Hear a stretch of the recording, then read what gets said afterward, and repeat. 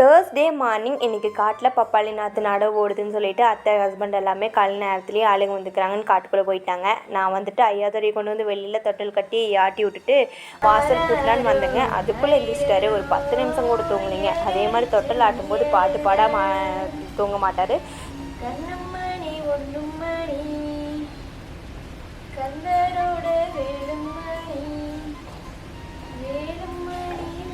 இப்படி பாட்டு பாடி ஆட்டியும் ஒரு பிரயோஜனமே இல்லைங்க. ஒரு அரை மணி நேரம் பக்கம் ஆட்டி பார்த்தா தூங்கவே மாட்டேன்ட்டார்.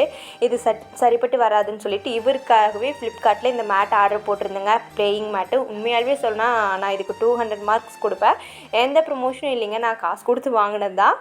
கண்டிப்பாக பேபிஸ் இருக்கிற வீட்டில் கண்டிப்பாக யூஸ்ஃபுல்லாக இருக்கும். குப்பரை விழுந்தாலும் என்ன பண்ணாலும் மடியெல்லாம் பிடிக்காதுங்க. நான் இதோட லிங்க்கை கொடுக்குறேன், தேவைப்படுறவங்க செக் பண்ணி பாருங்கள். ஸோ எல்லா குழந்தைகளுக்குமே கொஞ்சம் நல்லா யூஸ்ஃபுல்லாக இருக்கும். எடுத்து போட்டுட்டு அதில் உருண்டுட்டு பறந்துட்டு கிடந்தார். இப்போவெல்லாம் அதில் தான் படுக்க வச்சுட்டுருக்கிறேன். ஸோ அதுக்கப்புறமா கொஞ்சம் அவரைக்காய் மட்டும் அரிஞ்சு பொரியல் பண்ணிடலாம் அப்படின்னு சொல்லிட்டு குழம்பு ரசமெல்லாம் அத்தை வச்சுட்டாங்க. அதனால் அவரைக்காய் பொரியல் செய்யலான்னு சொல்லிட்டு அம்மா கொடுத்துட்ருந்தாங்க அவரைக்காய் வீட்டிலேருந்து. அதைட்டு அரிஞ்சு செஞ்சுட்டு இருந்தேங்க. இந்த வேலையெல்லாம் செய்ய வரைக்கும் கம்முன்னு தான் இருந்தாருங்க. எப்போ நான் பிளேட்டில் சாப்பாடு ஓட்டணும் அப்போவே ரகலை பண்ணி ஆரம்பிச்சிட்டாரு.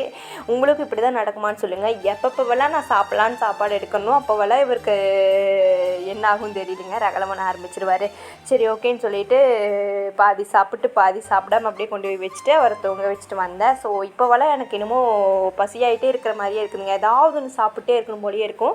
நான் அதனால் கண்டதையும் கடையில் சாப்பிட வேணான்னு சொல்லிட்டு நவலடியானுங்கிற பேஜ்லேருந்து இந்த வீட்டு முறை சமையலில் செஞ்சுட்டு இருந்தாங்க. ஸ்நாக்ஸு ஸ்வீட்ஸ் எல்லாமே கொஞ்சம் கொஞ்சம் சாம்பிள் ஆர்டர் போட்டு பார்க்கலான்னு சொல்லி ஆர்டர் போட்டிருந்தேன். உண்மையாலுமே டேஸ்ட் நல்லா இருந்துச்சுங்க. உங்கள் வீட்டில் பேபிஸ் எல்லாம் இருந்தாங்கன்னா நீங்களும் ட்ரை பண்ணி பாருங்கள். அவங்க நம்பர் வேணாலும் நான் ஸ்க்ரீனில் ஆட் பண்ணுறேன்.